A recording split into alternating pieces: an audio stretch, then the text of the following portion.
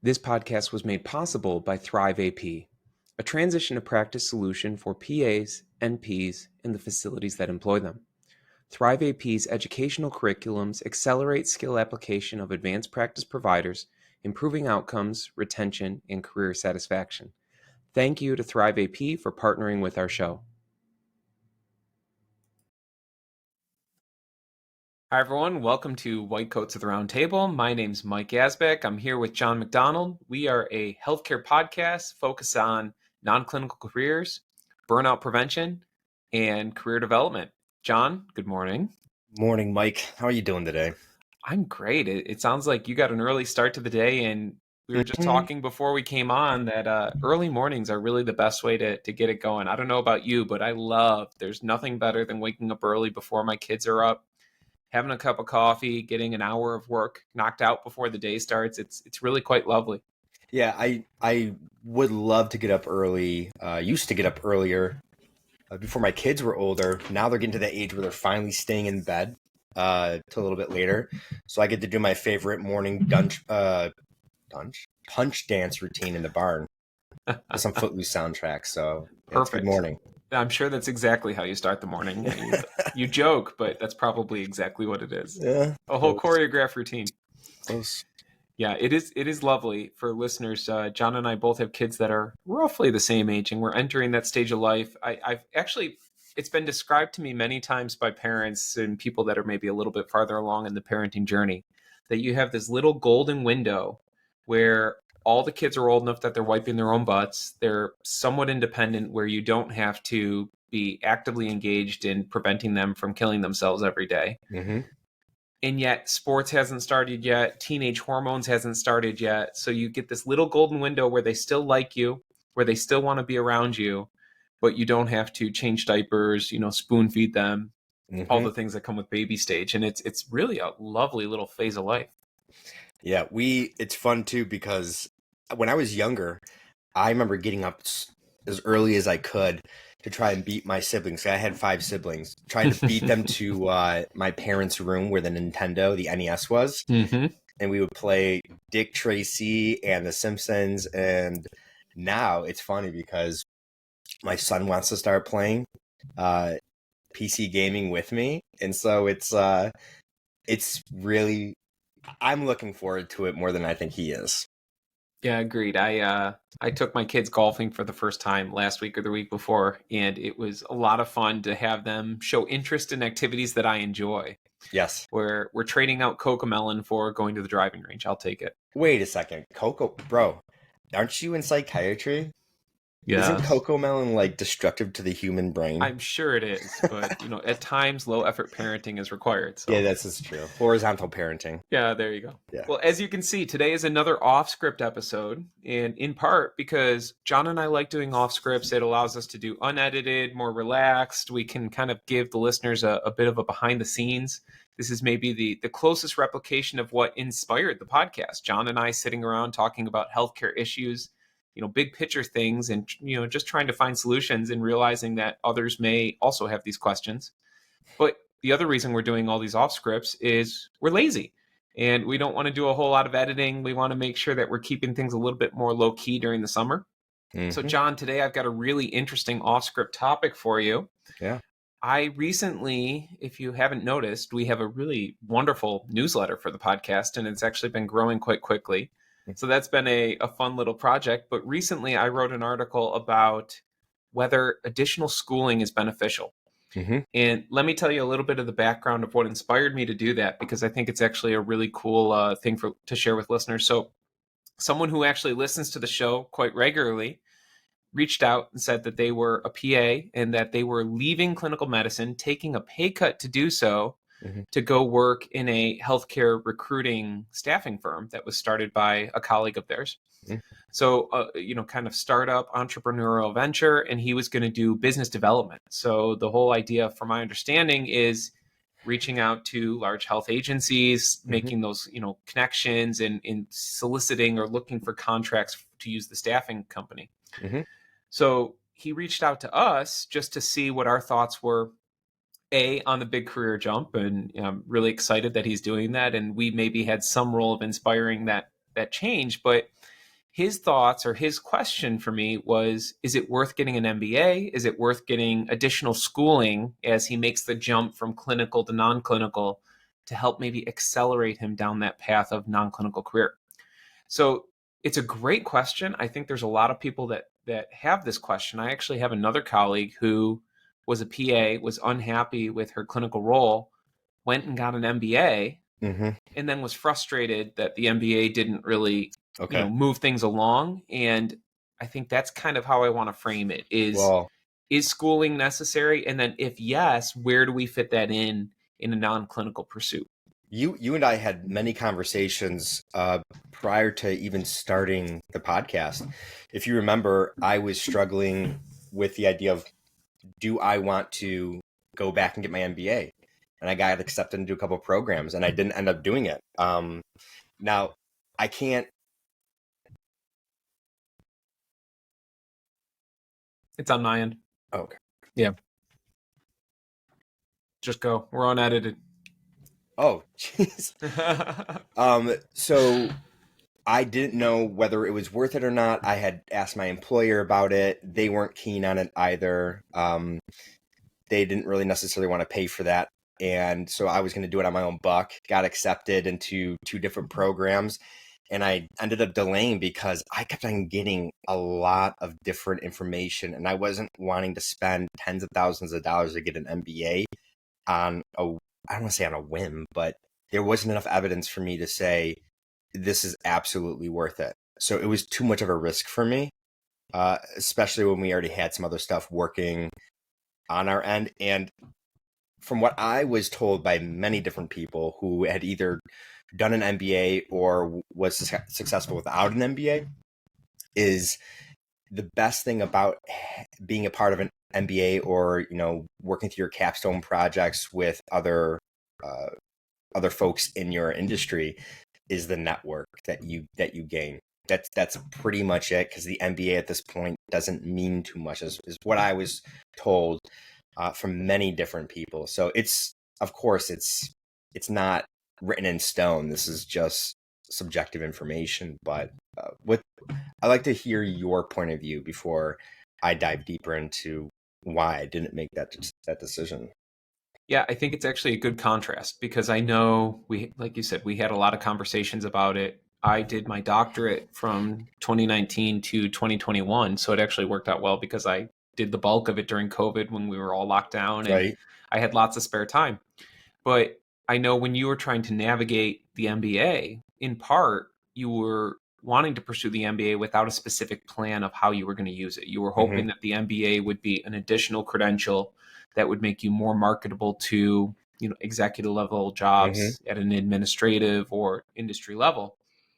And I agree with you. I think ultimately, you back down off of that just because you weren't confident that the ROI was there. And I think that's a really hard thing for people to do, because very often if they're unhappy in their job or if they're looking to make that jump, they see schooling as that, well, if I do this, then that. And I think the fact that you said, you know what, no, I'm not doing this if I don't get 100% guarantee or as close to that as I can get that I'm going to get the ROI. On my end, though, the reason I did schooling was because I was fairly confident that I could get that ROI. So if you'd like, I think I've talked about it in the past, but I'd happily share that story of how I came to the decision. Yeah, please. And then we can contrast them. So PA, NP, in nursing, really the only remaining licensed healthcare professions that are not a terminal degree. And I would actually say, we can talk about this a little bit later on, that for people that don't have a terminal degree, if you've got a master's degree or, a BSN, that there is maybe a little bit more upside and value to going back to school, because I really do think that in healthcare, if you don't have a terminal degree, you're probably not going to be considered for those executive level positions, those decision-making positions. But so I had my master's in PA, and I was starting to do more and more industry work. By 2019, I was, probably maybe 25% of my income was consulting, maybe a third. And I was on an advisory committee, and it was me, a whole bunch of physicians on this committee, and then there was only 3 PAs or NPs. So I was the only PA, and then there was a NP who was also master's level, and then a DNP, so a doctorally trained NP. And we were sitting on this committee, and the doctorally trained NP was not clinical. She was academic. She hadn't seen patients in years. And we're giving our opinions, we're giving our thoughts within this committee. And I got the sense through the meeting that anytime myself or the other master's level NP would say something, they would always nod. And then they would turn to the doctorally trained NP and be like, what are your thoughts on that? Yep. And like the doctorally trained NP was not dumb. It's not that she was, doing poorly, but at the same time, it was very clear that she was not clinically, up to speed, that it Mm-hmm. had been a while since she had been in the trenches seeing patients. And yet everything she said, the company that had facilitated this advisory committee, they just lapped it up. And they're like, oh yeah, that's such a great idea. I would say almost the identical thing. And they'd be like, And then she would say it. And they'd be like, wow, that's amazing. Mm-hmm. So the wheels started to turn. And then at the end of the meeting, they said exactly what I was suspicious of. They said, we are just so thankful to have a doctoral level NP, a titan in their field, Yep. and someone that is just a leader in all that they do. And then I was like, my light bulb moment. I was like, okay. So if I want to be taken seriously, if I want to have a seat at the table at these higher levels, I need a doctorate. They don't see a master's level as someone that is knowledgeable. And that's the sad part maybe about the way our education system is set up, is we do take these degrees as placeholders for competence or intelligence, and maybe Yep. we shouldn't do that. But so that's why I got it and did the math and figured that I was probably going to be able to up my consulting rates. I was going to increase my consulting role because of the doctorate. And I got my doctorate in healthcare leadership. So it was not clinical. It was purely focused on administration, leadership, things like that. But within, I think, 18 months of getting my doctorate, I had already made back more in consulting by increasing my rates than I had paid for schooling. So it paid off rather quickly for me. But that was kind of the journey that I took to get there. But in that case, like I said, I was very highly confident that the money I would spend on tuition, I would get back rather quickly. A point that you made, I want to comment on. You had mentioned in that meeting that you gave the same response as the DNP, and kind of you just were passed over, looked over. I can't tell you how wild it is to me when I encounter even pharmacy technicians, certified or not, who are more competent than some of the pharmacists I've worked with. And it is, I think, societally, we do look at the degrees and say you have more value in the workplace because of that degree. I also remember when I went for a position I didn't think I was going to get, I didn't think I was qualified for. And when I mentioned to this employer that I was concerned that I didn't do a residency, and they mentioned, you finished pharmacy school, you got your PharmD, you know how to find the answers. That's all we care about. And to me, that was like, I had a lot of respect for that response, because they didn't necessarily need me to be BCPS certified or specialized in any sort of way. They just said, we know and we're confident that you know how to find the answers.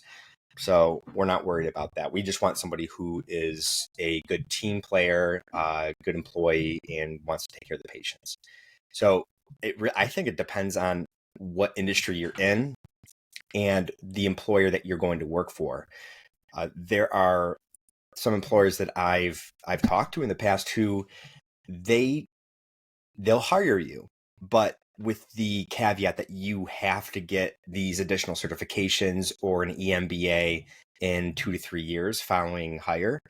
And to me, what that screams of is, it's just an old idea that you need to have your MBA. This institution values this level of education. And so we want every one of our potential leaders to be in that level of education. It's just old hat. They'll continue on with that. But I think you've probably experienced it too. You've probably had RNs who were more competent at the clinical aspect of their jobs over a PA, NP, maybe even a, dare I say, a physician. Well, yeah, I think it depends on the role. And, Right. there's, uh, to use physicians as an example, physicians are at the top of the clinical food chain in the sense that they have this very long, extensive, deep training that gives them an expertise in that subject matter. But I wouldn't necessarily look at a neurosurgeon and then say, yeah, they're going to have more knowledge on endocrinology. Hmm. Their training was incredibly deep and incredibly long and arduous, but was also very narrowly focused into that one subspecialty. Hmm. And similarly, I think this is where you're talking about MBAs. We spend so much of our life didactically learning clinical medicine, learning how to be the best clinician that we can be. And there's really no time spent on the business of healthcare, Hmm. which I think is so bizarre because healthcare is, what is it? It's like, one of the top contributors to our economy. It's one of the most massive sectors of our economy. So it's a huge business. There's billions, if not trillions of dollars in healthcare. And yet at the same time, us healthcare clinicians are not necessarily given any formal training on the business of medicine. Oh, So isn't that I wild? I know, Yes. isn't it crazy? And so I do think there is value of additional training, but you're right. I think that the idea that this has to be done at a formal institution where you pay, $50,000 for an MBA, that's the part that makes me a little bit hesitant, especially when, if you're a physician and you're making, let's say, 220,000 a year, if you take a role where you're maybe more of a healthcare administrator and you get an MBA, I'm guessing you're probably not going to do better than what you'd be doing clinically from a comp standpoint. So spending 50 grand to then take a pay cut, that seems incredibly frustrating. I Hmm. think there's other avenues where you can pursue that. So this actually ties to my thoughts on it is I think if you already have a terminal degree, so pharmacy, physician, if you've already got a doctoral level of training, even if it is primarily clinical, the ROI to go back to school, maybe for an MBA or an MHA, it's really tough for me to sell that Hmm. because I think the opportunity to increase your income potential is going to be rather limited. Like I said earlier, for master's level or for nursing, I think there maybe is more upside because a terminal degree does matter. A lot of times it gets you a foot in the door or a seat at the table. But if you've already got that terminal degree, going back for specific training, whether it be, administration, business, whatever, I'm always very hesitant on that one. Now, there's a difference if you are taking a role that specifically requires that. Like you said, Yeah. there's some old guard that says, hey, all of our administrators have an MBA. Yep. Great. So I would hope then as a clinician, you can move into that role with the agreement or assumption of I am going to now complete my MBA in this period of time. Hopefully, if it's a large healthcare system, they would give you some sort of tuition assistance or reimbursement to Hmm. help with that. MSL is another great example. You really can't be an MSL if you're not doctorally trained. Hmm. But I do know of a lot of PAs and NPs that will go into an MSL role, an entry level role, and then do so with the agreement that they'll pursue their doctorate Hmm. while in that role. So there are opportunities to do that. It's tough because I think a lot of times people that are maybe unhappy in their clinical role see going back to school as an out or as an escape hatch. And I don't necessarily think that that's where schooling fits in. I think there Yeah. is a role for it, but it's the role for it is when you already are really well defined on what your career path is going to be, and you know that that additional schooling is going to supplement. Okay. So if I can interrupt, because the point that I've been thinking about and wanted to make when I was first in pharmacy school, I remember it was orientation first week where we were all introducing each other. You know what the program is going to look like, and one of the questions that was posed was how many of you currently work in a pharmacy, and only maybe 50% of the people Mm-hmm. raised their hands. The other 50% never had stepped foot in a pharmacy before. And that blew my mind Mm-hmm. that you would go into a career that you don't know anything about except what a glass door told you. Now, going into an MBA program, I think it would be wise if you have intention behind why you're doing it. So, say for us, Mike, with the podcast, or we are working more towards educating providers or those with terminal degrees, some APPs, pharmacists, on multitude of subjects. It might behoove us to get education in a certain area to help our listeners out, or those we contract with. So going into a program with an intention that this is why I'm doing this thing, and I have a goal in mind, that would make complete sense. But to go into a potential MBA program or another doctoral master's program just with the hope that you might get something that you're hoping would make you happy, that's probably not a wise decision. Correct. I totally agree. I think if you're going in, I mean, we can even broaden this to just career in general, is that if you don't have a firm plan, if you don't, have exactly in your mind what you want to accomplish, you're going to end up working really hard, but in an unfocused manner that probably doesn't lead to results. We've talked about earlier, I'm a big proponent of frequently sitting down and saying, okay, where am I at currently? Where do I aspire to be from a career standpoint in 6 months, 1 year, 5 years? And then making sure that your efforts are moving you in the right direction. If you want to eventually move into health tech, then, doing extra tasks or extra volunteer work at your job that doesn't move you closer to that goal of being in health tech is going to add maybe add stress. It's going to add a lot of responsibility, but not necessarily get you closer to that goal. Versus if you want to be in health tech and you are volunteering on the medical informatics committee, if you are maybe taking, massive online open courses on how to code, or, understanding the role of health tech and the way that clinicians can help there, you're advancing your skill set. You're bringing yourself closer to that end goal. We also have to be careful too for those programs offering these a la carte degrees or educational seminars. I think about AI. Currently, how many programs out there to get an 8 to 12 week degree or certification in AI?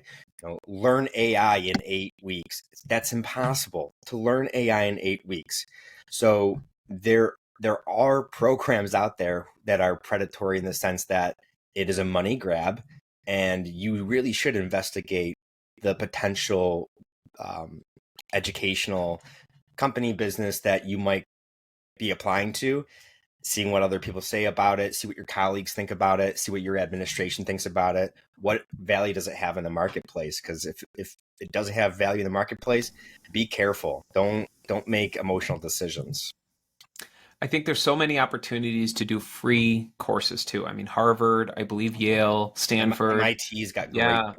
A lot of them will have courses that you can take. So if you're looking to build your knowledge, I think thankfully, especially when we get out of the clinical role, where maybe in clinic settings, what degree you have obviously still matters, and a lot of times is tied to your licensing. But when you get into these non-clinical roles, I think there's much more of a meritocracy where if you have the skill set, then that's going to be the most important thing. So if you're taking these courses, even if it doesn't lead to a degree, you go on to Harvard and you take a couple of the online lectures so that you have a better understanding of AI, for example. Yeah. I think that can go a long way as well. So go ahead. Yeah, continuing education as a strategy to land new jobs or to find a position that you're more satisfied with. If you don't have that degree on your CV and you end up getting an interview anyways, and in that conversation, you're able to stay up with the conversation because you have taken these free courses, or you've talked to other folks. And if you're in IT, going into IT or health tech, you've built that network. Maybe you've done some side projects for a friend. Maybe you've done one of these open courses. That conversation with the recruiter or hiring manager is going to look a lot better if you can put practical applications into that conversation and not just say, yeah, I got this degree. Like, prove that you know what you're talking about, because I don't think any hiring manager is really truly going to care how you got the knowledge, as long as you can function in the workplace, because it's a business. They want to make money. And if you can do that for them, they probably don't care how you got the knowledge. Agreed. Unless you stole it.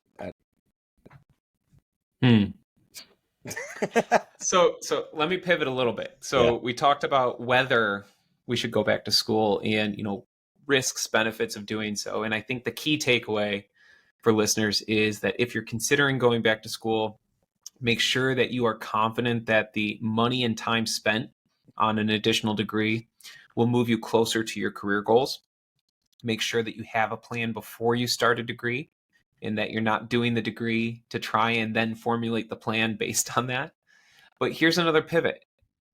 What about different strategies to get schooling paid for? We alluded to it a little bit that there's some companies, I know a lot of pharma companies will actually pay for additional schooling if you are an MSL and you're looking to go get your PhD or something like that.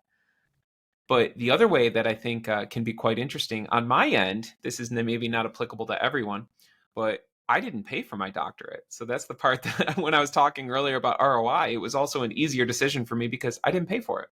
So I spent 8 years in the Army Reserve and got the GI Bill as a result. So they paid for my schooling and ended up, it was $0 out of pocket for me. So obviously there was still a significant time commitment. There was an opportunity cost because I was doing less consulting work, spending more of my evenings doing doctoral work. But at the same time, that made it a much easier decision because I did not have to take student loans. I did not have to pay $40,000 out of pocket to do this. But do you have any thoughts on external funding sources? Because I've got a couple different strategies, but I'd love to hear your thoughts before we talk about it. I mean, number one is always asking your current employer, like you mentioned.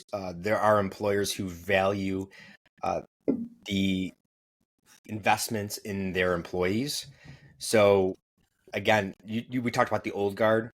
We require this MBA if you want to be administration, but then there are others that I say, like, we just want you to progress in your career. We will help you get to the next point, especially if that means you are going to transition to a needed area of the business. They'll definitely be more apt to pay for your schooling. So trying to find how does your passion for further education match with your employer's needs in the workplace, because that is leverage to get that paid for. I think that's one for sure. Now the question, rather the statement that's always put out there is, oh, get a grant, scholarship. There are plenty of scholarships out there for even healthcare professionals within professional organizations as well. So I would say first, we need to be asking our employers and seeing what the benefits are, even just talking to your HR. Your boss might not even know. So I would start there as strategy number one, but we can go back and forth. So here's I think so often in the show we talk about that there's no secret sauce, that there's no cheat code, that there's no way to snap your fingers and have all these career improvements. But here's one that I think is maybe a cheat code. I take a lot of students. I have faculty appointment at 3 different universities, but I also have clinical affiliation agreements. I think I'm up to 10 different schools that I take students here at my job. And most schools, when you take students, they will either pay you an honorarium for taking students or they will offer you tuition credit. So just to give an example, at some of the schools that I take students from, I'll get anywhere from $500 to $750 per student, or I can take a tuition credit from them instead. And for some of the schools, I get one course per student taken, or at the minimum on some of my less generous affiliation agreements, I get 1 credit hour per student taken. So a lot of times this graduate work, the credit hours are anywhere from 700 to 900 per credit hour. So it's a really good trade-off. I just pulled up for RIT. We'll give them a little bit of a free promotion here. So RIT is a school in Rochester, so in John's neck of the woods, and I have a faculty appointment with them. And I also, through my clinical affiliation agreement, I can take up to 2 courses per year as faculty for free. Let's look at some degrees or coursework that they have here that maybe would be helpful for a clinician that's looking to break out of clinical medicine. We've got a master's in software engineering. That could be helpful. We've got a technology entrepreneurship advanced certification. We've got a Lean Six Sigma advanced certification. We have computer engineering. Where was the imaging? We have human computer interaction master's degree. We have a health and well-being management master's. We have a health systems management master's, a health informatics master's. We have a healthcare finance advanced certification. So a lot of really cool opportunities where, if, once again, don't just get a degree and hope that it works out, but if you said, I want to be in health informatics, I want to be in health tech, and you think a master's or an additional degree would get you there, then potentially find a school that has a degree that looks interesting, that may help you, and seek out a clinical affiliation agreement to take students for them, because you may actually be able to get the degree self-funded just by taking students. They're always looking for new preceptors. If I can, when I was originally being talked to about going into academics, not too long ago, one of the offers that were given to me, they said, listen, we understand that academia is lower than industry, but there are other benefits as well. And any degree that you want to get from the school, you don't even have to be full-time or tenured. You can get those degrees. So one of the degrees that they had asked me if I wanted to do was get the degree in the DPH, Doctorate in Public Health, which has, especially in this area in upstate New York, with affiliations with the government as well, there's a lot of benefit in getting a DPH.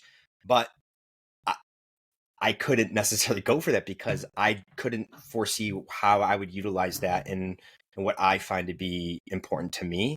So it wasn't a carrot for me, but it would definitely be a carrot for other people, though. You just have to find those relationships and organizations who want to promote you, provide you a better, more satisfactory life. Yeah, I agree. I aspirationally, my ultimate degree that I wanted to get was a PhD in healthcare economics from Johns Hopkins. And it would have been, 4 years, 80 grand. And it just wasn't worth it. The ROI wasn't there for me, even though my passion or interest was there. So I think there's many opportunities. I think we're both supportive of additional schooling in the right circumstances. Is that a fair way to put it? I don't want the takeaway from this to be that we're anti-schooling. But I do think that as the world continues to change and information and education becomes more and more accessible, even what we're trying to do here, where our goal with this is to try and make a lot of this really high quality educational information available that's free at the end user. We don't want this behind a paywall necessarily. We want this to be accessible for people that are looking to advance or find more meaning in their career. And there's so many opportunities to do that, that if you do pay for formal education, if you're looking to get that degree, whether it be for the networking benefits, like you said earlier, or because your next job or the job that you're pursuing requires it, just make sure that you're confident that you're going to get a good ROI before you spend all that time and money in it. So my last point, if I may, is I'm going to put a little bit of a sour taste in some people's mouths here. I have a very difficult time wanting to give academic institutions money at this point, especially when you see an increase in over like 3,000% in the last 20, 25 years in college education, the cost of it compared to income and living costs. And then we hear about these legacy funds that are millions and millions, sometimes billions of dollars that are just being stored away for no other reason than to store it away. I better stop now before I say something that I won't get hired for in the future, because I just don't want to give more money to institutions who absolutely do not need it, especially in education, where in America, it's something that we value and we tell our children, we really want you to go to school. We want you to get degrees because it can promise you a more satisfactory life. But it has become somewhat of a predatory business, and the ROI isn't always there, because how many of, now we don't always have to talk about healthcare here, but how many of your friends or acquaintances do you know who had a degree, who lost their job with COVID and now has a very difficult time getting to the same industry or even getting close to what they made before? Yep, I think you're right. I don't know if you listen, but I'm a big fan of Scott Galloway, the Prof G podcast, and he's actually trying to be disruptive in the educational space, where they're trying to figure out a way to leverage technology to basically give an elite level education at 10% of the cost. Mm-hmm. The idea being that really what you get when you go to an Ivy League school, the quality of education is not any better than what you can get online now. I mean, you can go to YouTube and get an incredible high level education in pretty much whatever you want. Mm-hmm. So what comes from these degrees or these tuition dollars is it's a sorting mechanism, it's a scarcity mechanism. So it's, gives you something that says that you are above the rest.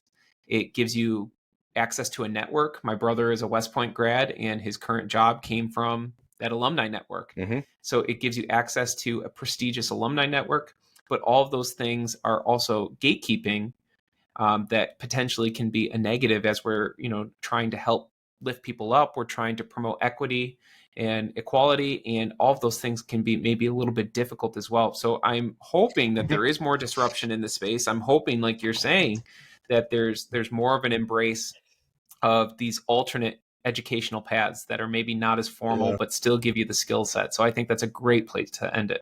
I think it's funny too. When I went to pharmacy school, Mike, I applied to St. John Fisher College, and that was the only one because I got into PA program and an OT program outside of Rochester. I chose pharmacy, but the only place I applied to was Fisher because it was close to home. And St. John Fisher is a local Catholic private school. It's big for nursing, for education, for primary and secondary education, as well as finance.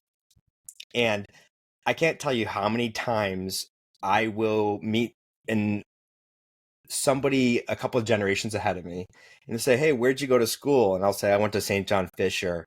And they gave me one of those things because they're like, "Yeah, me too," and usually they're finance bros or they're in administration.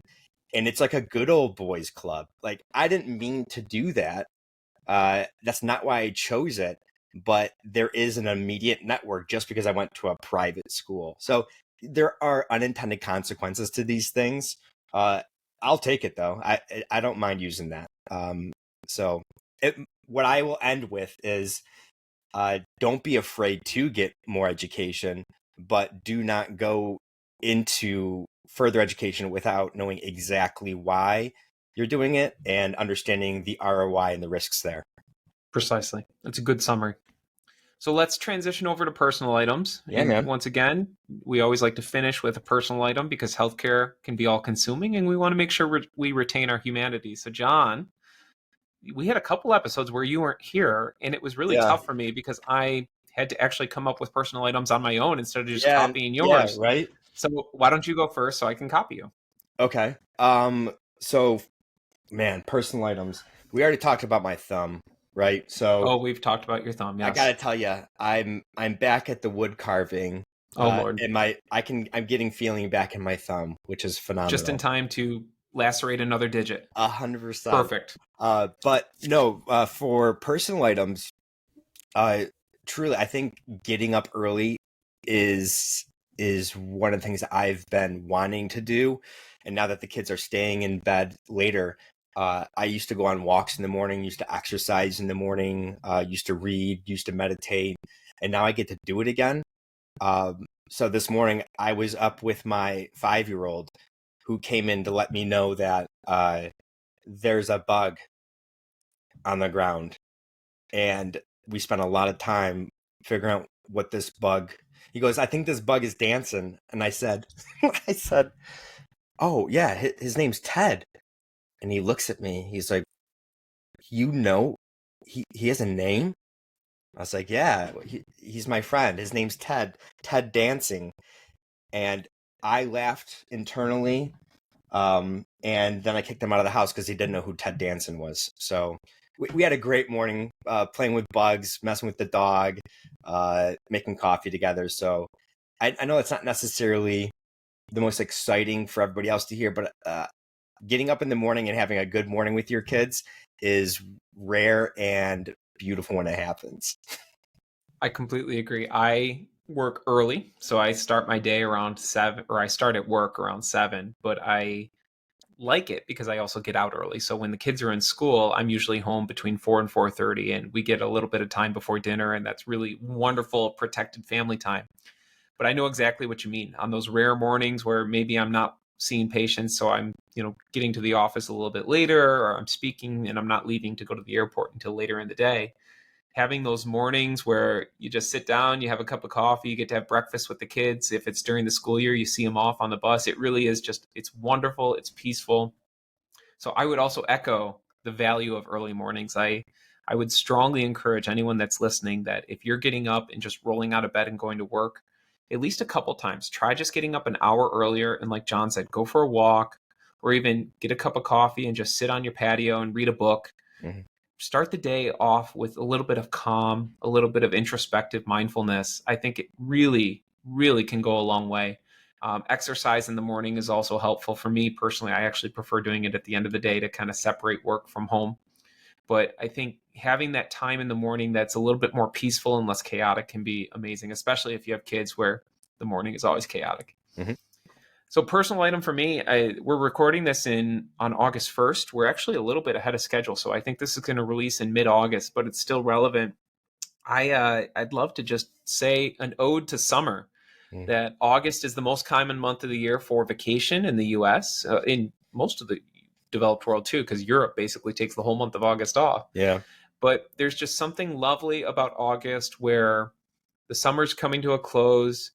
We've got a couple vacations coming up, including, small weekend trips, but then a big 1-week trip with the whole family. And school's right around the corner. You're starting to get that sense like the nights are getting a little bit cooler. NFL training camp is starting up. So you're starting to get that feeling of fall coming. And yet there's still a lot of fun summer activities in these final weeks of summer that are just lovely. I love, vacations with the kids right now. It's such a fun age where you get to see all the wonder and excitement that comes with these new experiences. So I love August. I think it's really a fun time, in part because of the excitement that's building for back to school, for football season. We're obviously in Buffalo, so everyone's excited for the Bills. I would argue that August, September, October, November is the best time of year. October, November is, so if I could marry a season, it'd be fall. I love fall. I don't get sunburn as often. I finally look okay in clothing because as a redhead, you have to wear flannel or something like that. So like finally I feel a little bit more attractive in the mirror. And then the smell of leaves, cider with a little bit of bourbon in it and some cinnamon. I mean, let's go. Agreed. It's peak time of year, that's for sure. All right, everyone. Well, thank you for joining us this week. As always, we are White Coats of the Round Table. If you like what you hear, consider subscribing, even leave us a review. If you don't like what you hear, definitely don't review us. And until we talk next week, this is Mike and John with White Coats of the Round Table. Have a great day, everyone.